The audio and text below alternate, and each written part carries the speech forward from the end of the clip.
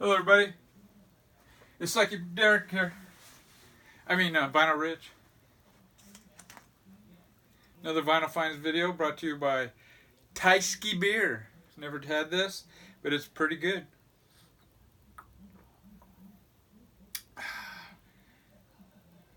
Made with Polish hops. Guess this is a Polish beer. Never had it before. I made a Vinyl Finds video last week, and surprisingly enough, I'm making another one a week later, which is kind of unusual. I usually wait till I have 7 albums or so. That seems to be my sweet spot. And I picked up 7 albums today, which is unusual. I usually don't pick up that many at one time. But I'll go into that. I got those 7 albums, plus I have a VCLT. But first, let me talk about this record here. Jefferson Airplane. Let me put the shrink back on. Look at that. Look at that, man. The shrink just slips right on and off. Jefferson Airplane at Woodstock, Sunday, August 17th, 1969. I showed this last week. I had just gotten it last week when I made my video. And I've had a chance to listen to the whole thing. A 2-hour set. It is absolutely fantastic. I have the Sly and the Family Stone Woodstock set that came out on Record Store Day. That one is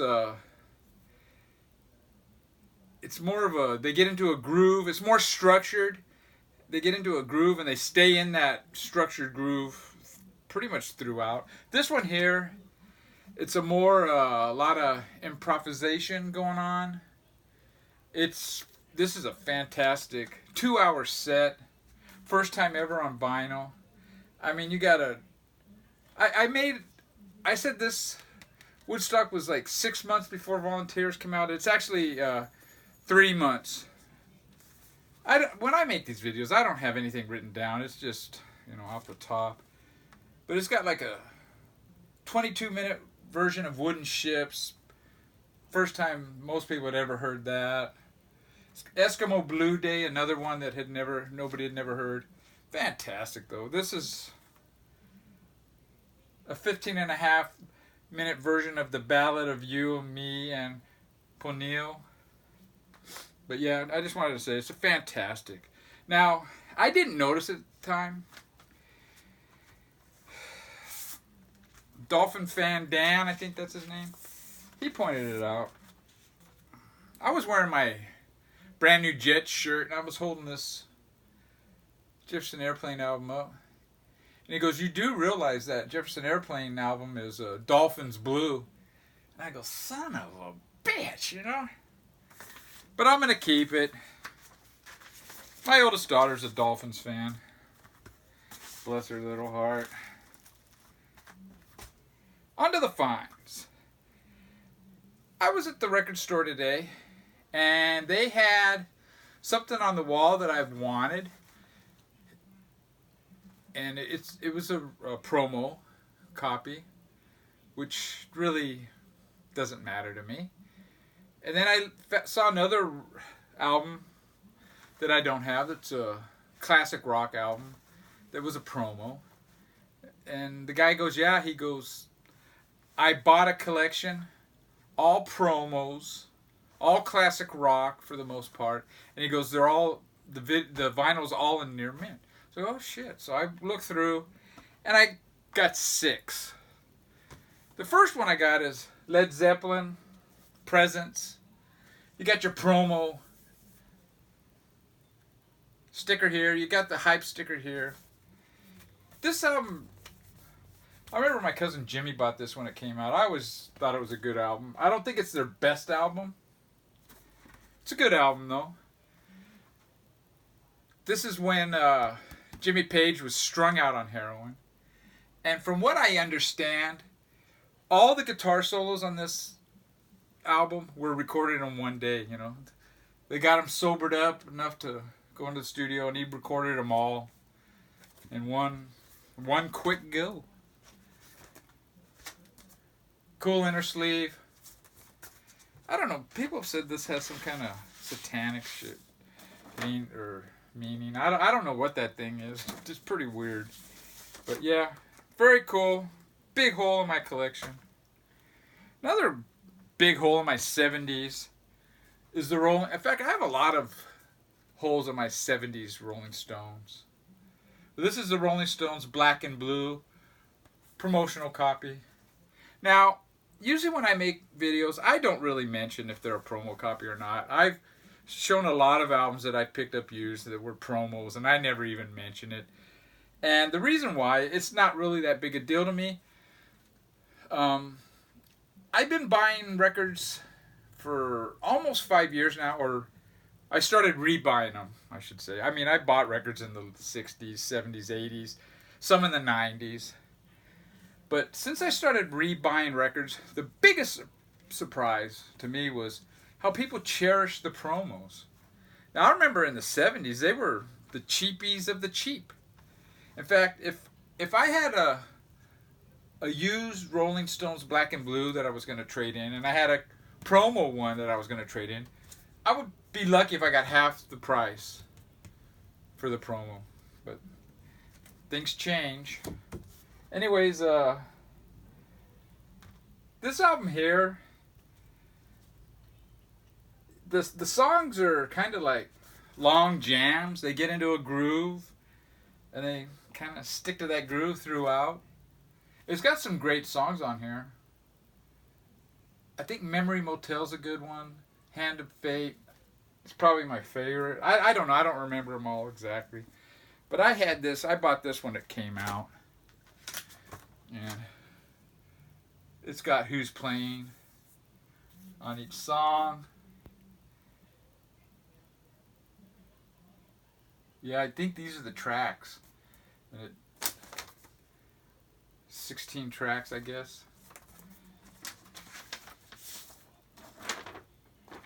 Black and Blue, I like it. This is considered an audiophile album as far as Rolling Stones records go. It supposedly has a great sound to it. That really isn't me. I mean, I like my records to sound good, but I prefer a record with great, well-written songs over mediocre songs that have an audiophile sound. So this is not my favorite, but I like it nonetheless. Now, one that I think is a really great album. In fact, I think the first 4 Santana albums are all worth owning. This is their first. This came out just about the time of Woodstock. I don't know if it came out a little before or a little after. But when Santana played Woodstock, nobody really knew who they were. And they might have been the first band that played that really blew the audience away. I mean, their version of Soul Sacrifice that was in the movie is just phenomenal. The single off of this was Evil Ways, and it became a pretty decent hit. But it was their second album with Black Magic Woman and Oyo Como Va that really took the band took off. But yeah, when this came out and when they played Woodstock, they were not a very well known band. In fact, they probably weren't that well known outside of Northern California or maybe California. But yeah, fantastic album. Like I said, their first 4 albums, with the first 3 with the original band, and then the 4th one, Caravana Isa or whatever, it's a real blue sky with a big giant sun. That one's a great album too, I think. That one has a little more jazz fusion leanings, jam. Original sleeve, 70s label. Now this next one is another classic rock. I had never heard this. I took a chance on it because none of these were very expensive. And I think I struck out on this one. I don't like this album. Reel to Reel. I listened to parts of this and I didn't really like it. I didn't get all the way through it. I mean, I just barely got these today. But what I heard, I really didn't care. I don't know. I'll give it a good listen. But yeah, man, this pretty much sounds like a turd, dude.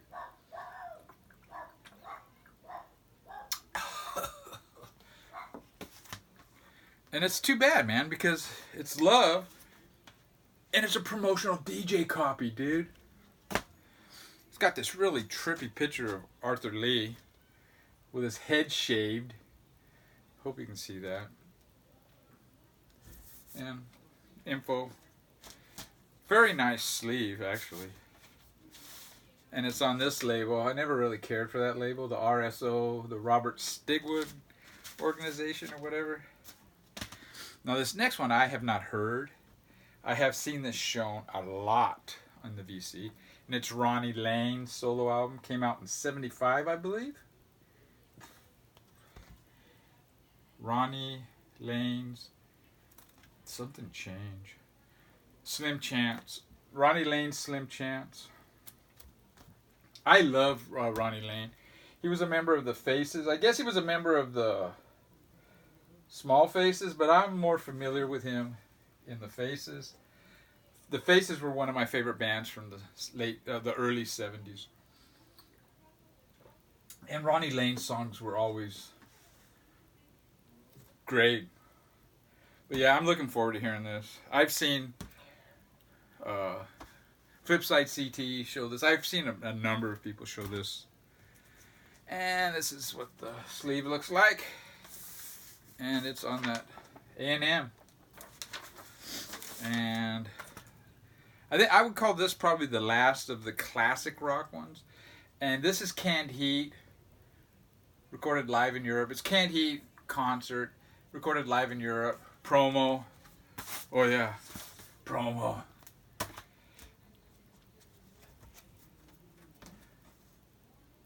Not a great album cover. It's got Harvey Mandel is the lead guitarist. Alan Wilson, yeah, he's still with the band. And Canned Heat, after Alan Wilson died, I don't think they were near as good. Pretty cool picture of the band right there. With Alan Wilson, man, they had like this edge. His little guitars and his harmonica, his songs, his psychedelic tinges to his songs, they gave them an edge.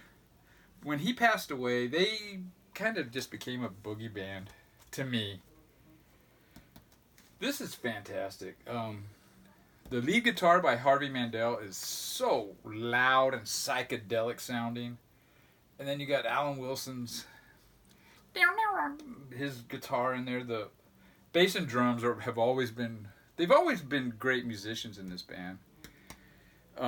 People that have seen this band, I never got to see them, but my cousin saw them, cousin Guy, and other people have told me that saw them in the late 60s up until like 1970, said they played the blues, but they played it loud. These guys were extremely loud.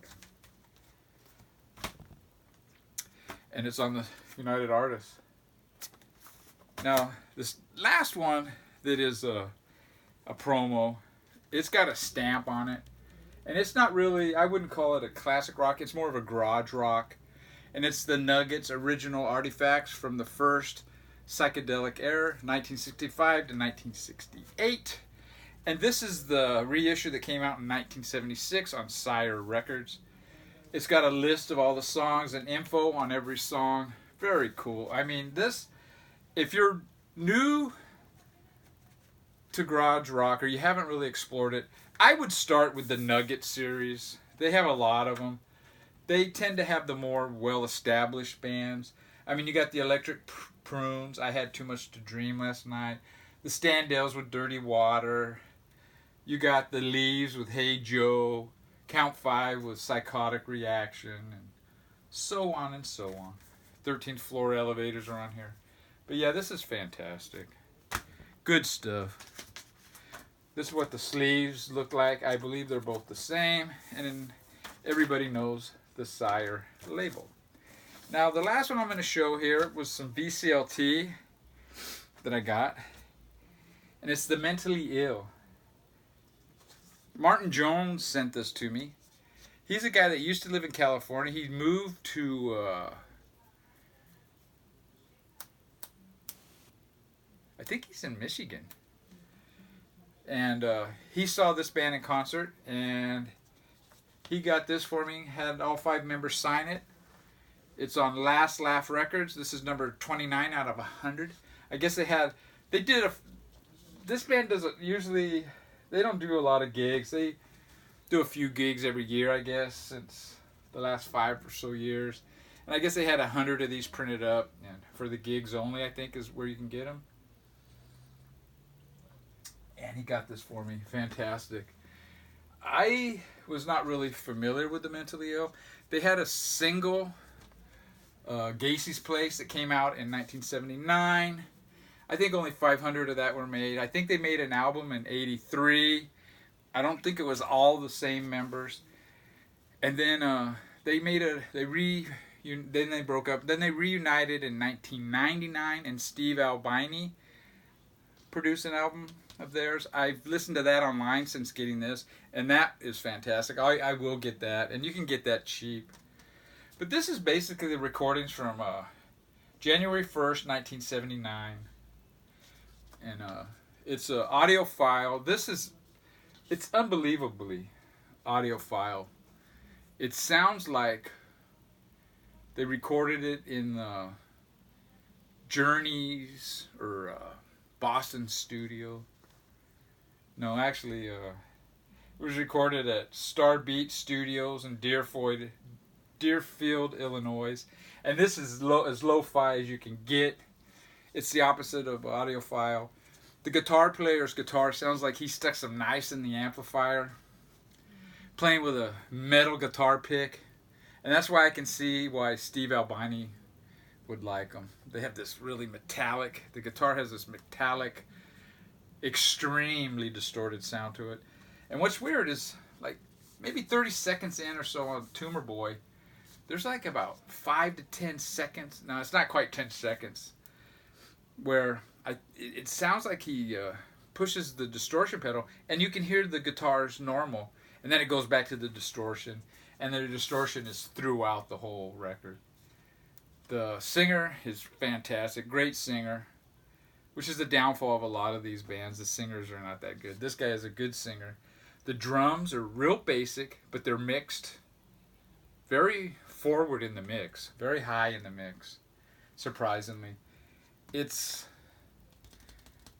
The Beastie Boys punk era kind of sounds like this. But I think these are better songs, you know. Well-written songs. I dig it. Thank you, Martin. And I'm going to leave a link to Martin Jones's channel. And I would like for everybody to subscribe to the guy, man. He doesn't have that many subscribers. He shows some of his collection. But a lot of what he does is he records gigs he goes to. And it's on clear vinyl with these red splatters. I have the door shut, and it's getting kind of warm in here. The AC isn't in this room. If you open the door, it comes in. That's it. Nothing fancy. It's surprisingly classic rock video for Rich, with the exception of this one. And this is so cool, dude.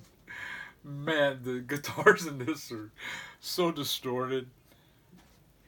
Fantastic shit. And this is good too, man. Go Dodgers. Man, Henley Jansen. The Dodgers need to try somebody else as the closer. They had a shutout going, and in the bottom of the ninth he gives up a 2-run home run. Come on, dude. If you can't beat Arizona with Jansen, you're not going to be able to beat the Yankees or the Astros.